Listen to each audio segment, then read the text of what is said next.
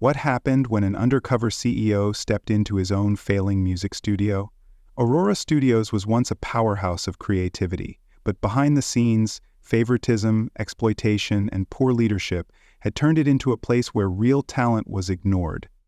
Elliot, the CEO, disguised himself as an aspiring producer and entered the studio unnoticed. Would he be able to take back control and restore the studio's legacy? Stay tuned to find out. Like, comment, and subscribe for more eye-opening stories. Elliot Grayson sat in the backseat of his car, staring at the latest customer complaint on his phone. Unprofessional staff, dismissive engineers, never recording here again. His stomach twisted. Aurora Recording Studios had once been a sanctuary for musicians, a place where artists of all genres could create without barriers. He had built the company with the vision of providing high-quality production, state-of-the-art equipment, and an environment where talent thrived. But something had gone wrong. Sales at one of his flagship locations had been steadily declining, and the influx of negative reviews told a worrying story. Artists felt unheard, engineers were unhelpful, and the creative energy that once defined Aurora was fading. When Elliot confronted his regional manager, Damian Cole, about the issues, he was met with nothing but vague justifications. "The music industry is tough," Damian had said. "Some of these artists just can't handle criticism." But Elliot knew better. A company's downfall didn't happen overnight. It was a symptom of bad leadership, unchecked egos, and a toxic work culture. He refused to sit back and let his vision be destroyed. That's when he made his decision. He would go undercover as an aspiring musician. With a grown-out beard, casual hoodie, and thick-rimmed glasses, he ditched his usual polished CEO look. No one at the studio had ever seen him in person. His presence had always been felt through branding, policies, and executive decisions. But now, he would experience his business through the eyes of his customers. Stepping out of his car, he gazed at the once thriving studio. The neon sign above the entrance flickered slightly, a fitting metaphor for the situation. If the staff had become dismissive, if artists felt unwelcome, if creativity was being stifled, he needed to see it firsthand. Taking a deep breath, he walked toward the door, ready to uncover the truth. Elliot, now posing as Eli Carter, an independent artist looking to record his first demo, pushed open the heavy glass doors of Aurora Recording Studios. The air inside was thick with the faint scent of coffee and cables, but the energy in the room felt off. The front desk, once the friendly first point of contact for musicians, was now manned by a bored-looking receptionist scrolling through her phone. She barely acknowledged his presence. Elliot cleared his throat. "Hey, I booked a session for this afternoon." The receptionist sighed loudly, still not looking up. "Name?" "Relay Carter." She tapped lazily on her keyboard, then, without even glancing his way, muttered, "Studio B. Engineer will be out in a few." No instructions, no welcome, no enthusiasm. It felt less like stepping into a creative hub and more like checking into a DMV.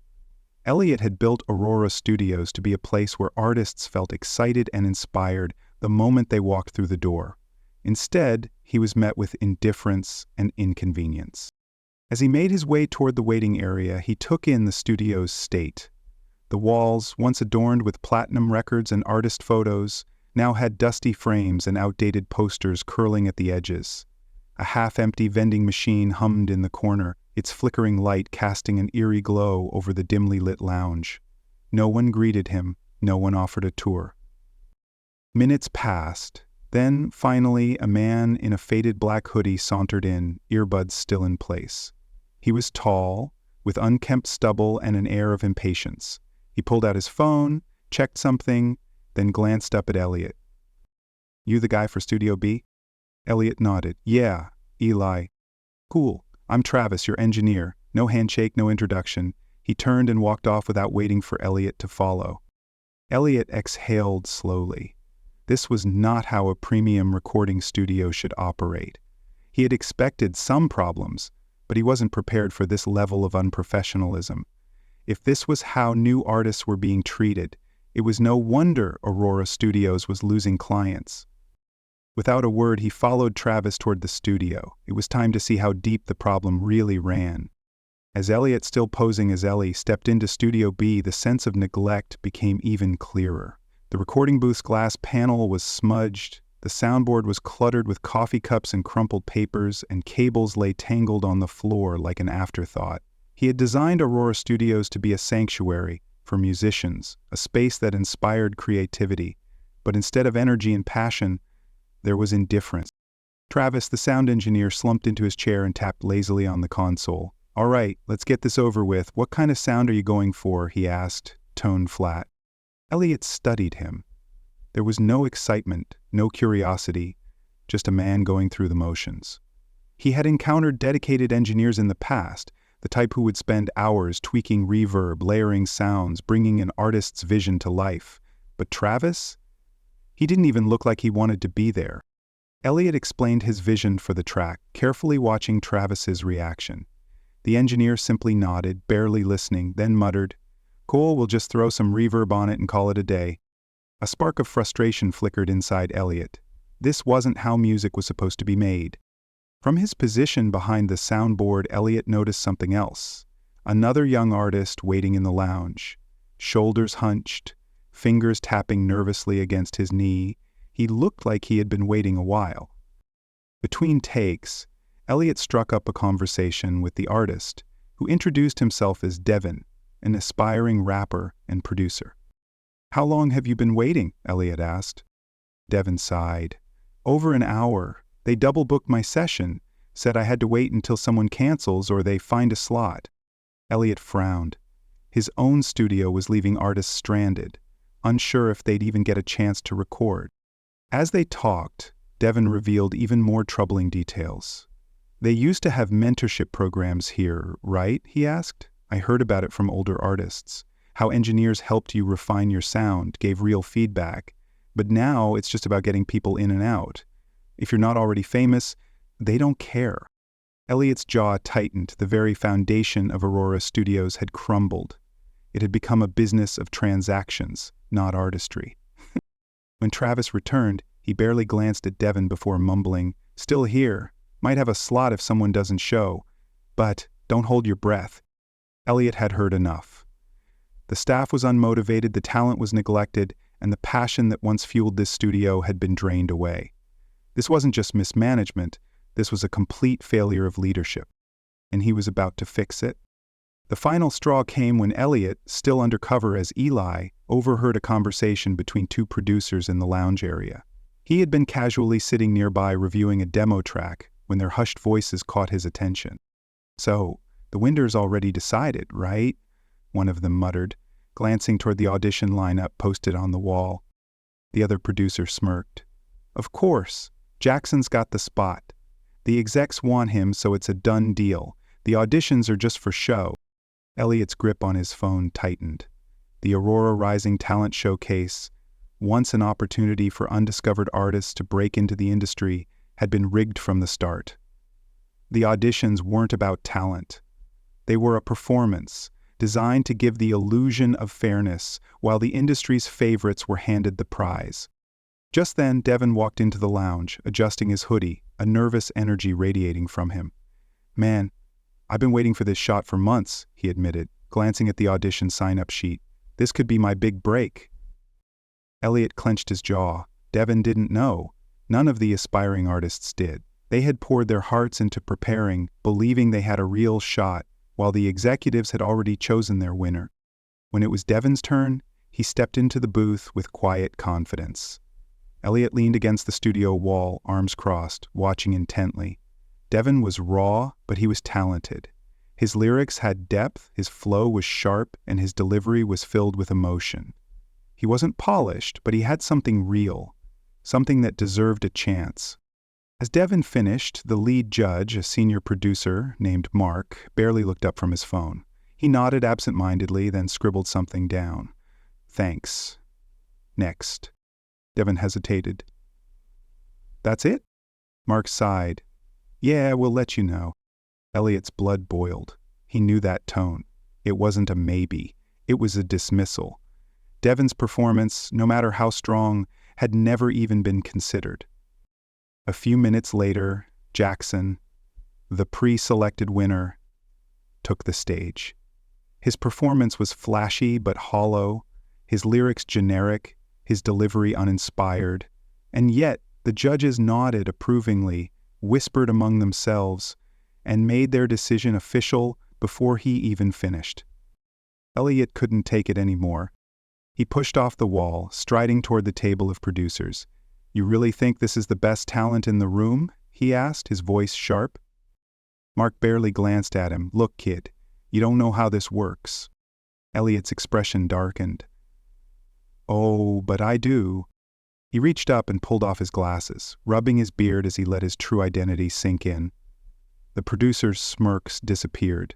The CEO of Aurora Studios had just caught them red-handed. And now they would face the consequences. The room fell into stunned silence as Elliot removed his glasses, revealing his true identity.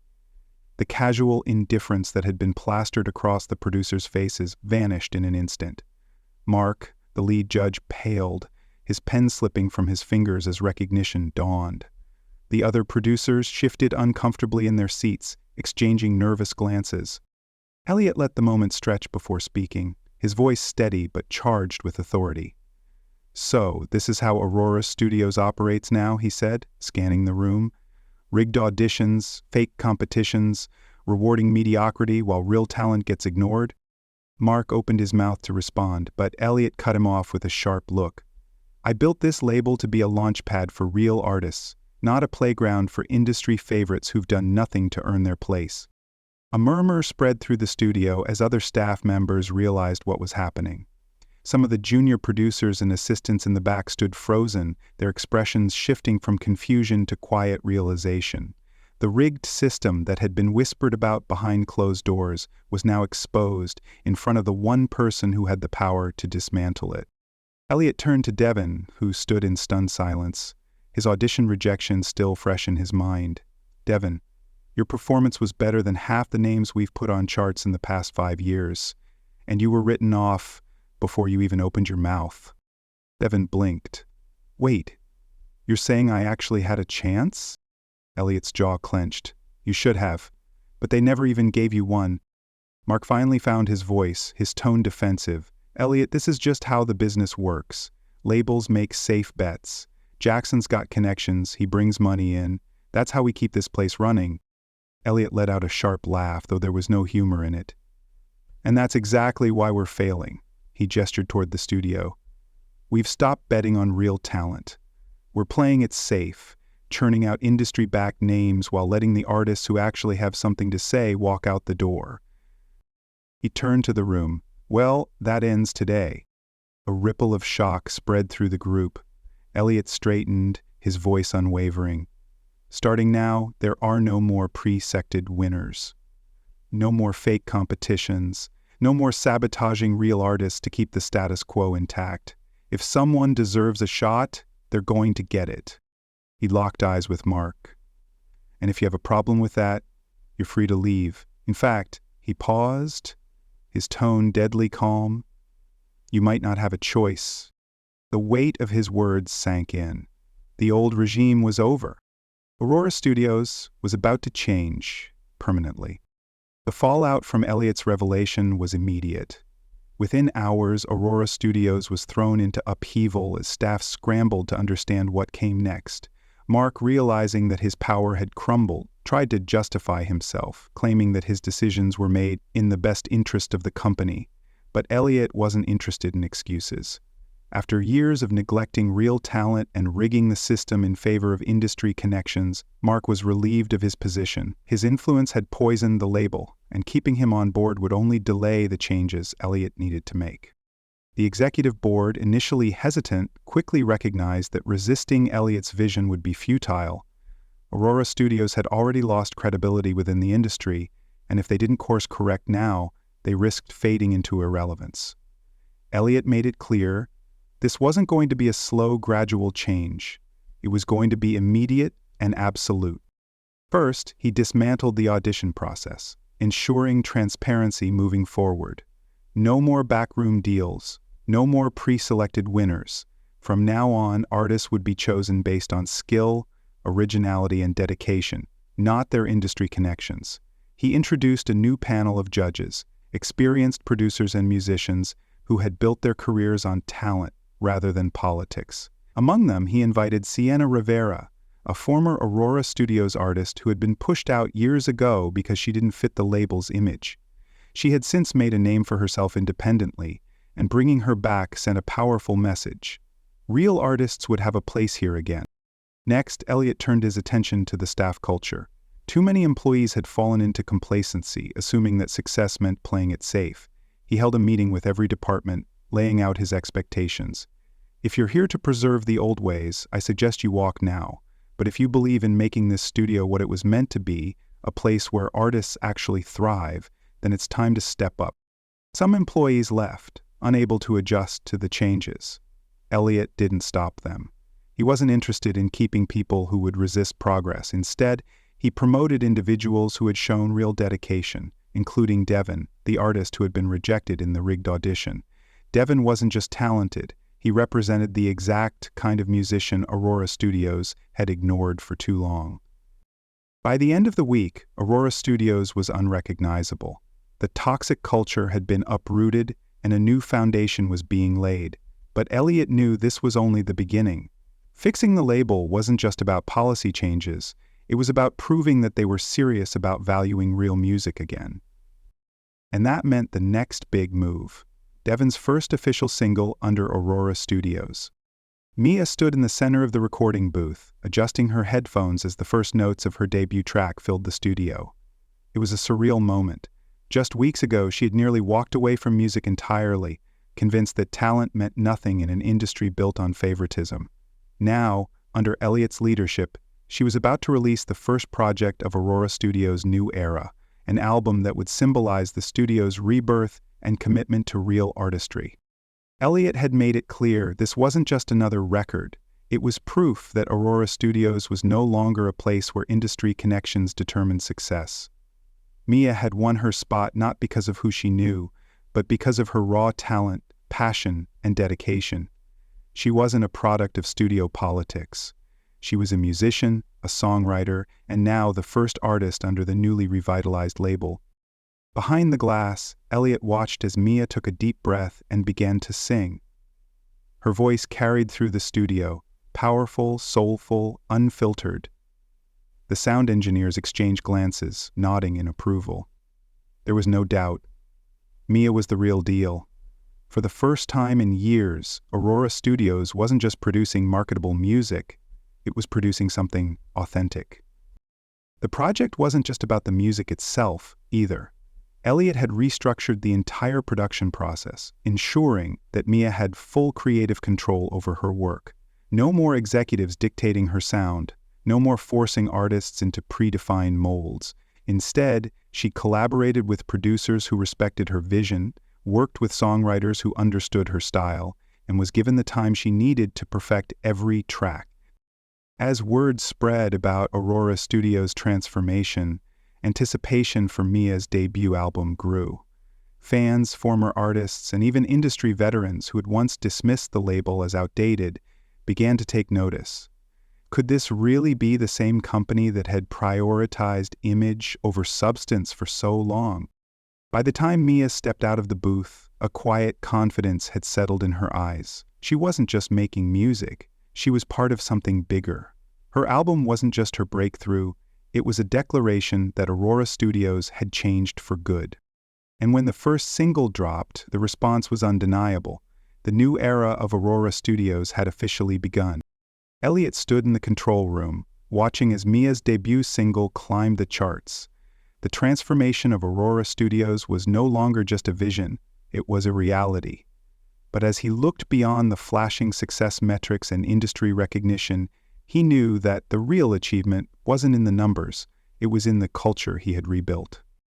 For years, Aurora Studios had been a place where talent was overlooked, where favoritism dictated success, and where creativity was stifled by corporate politics. Now, it was a haven for artists who had once been ignored. Musicians weren't just signed for their image, they were valued for their artistry. Sound engineers, producers, and songwriters worked together in an environment where passion and dedication mattered more than industry connections. Elliot had learned a powerful lesson. Leadership isn't just about running a business, it's about creating a space where people can thrive. It wasn't enough to fix the studio's financials or revamp its brand. True change meant empowering the right people, giving them opportunities they had been denied, and proving that real talent will always outshine empty industry politics. Mia's album was just the beginning. The studio was already signing new artists, ones who had been rejected by labels that only cared about marketability. Producers who had been disillusioned by the industry's corruption were returning, drawn to a studio that finally prioritized the music. Even former staff, once resigned to the toxic culture, were stepping up, inspired by the new direction. As Elliot glanced around the studio, he saw the energy he had always wanted for Aurora Studios. Laughter in the break room, passionate discussions in the recording booths, artists who believed in their work. This was what a real music label should look like. Elliot knew his job wasn't over. Leadership wasn't a one-time fix. It was a constant responsibility. But this time, he wouldn't lead from behind a desk. He would be present, listen, and ensure that Aurora Studios never lost sight of what truly mattered again. The studio had found its soul again. And this time, it wouldn't be lost. The story of Aurora Studios' transformation highlights a crucial lesson about leadership, integrity, and the power of nurturing talent. Elliot's journey undercover exposed a harsh reality. When leadership becomes passive and disconnected, toxic cultures thrive, and real talent is overshadowed by favoritism and complacency. One of the key takeaways is that true leadership isn't just about making business decisions. It's about fostering an environment where people feel valued and motivated to give their best. When employees and artists are treated with respect, they naturally contribute to a thriving creative space. Mia's rise from an overlooked intern to a recognized artist symbolizes the power of opportunity. When given a fair chance, talent speaks louder than industry politics. Another lesson is that accountability at the top is non-negotiable. Elliot's intervention wasn't just about firing the wrong people. It was about setting a new standard where hard work and creativity are rewarded, not connections or manipulation. Most importantly, the story teaches that success is not just about profits or reputation, it's about the people behind it. A company thrives when its leaders listen, act, and empower those who make the brand what it is. That's the key to lasting success.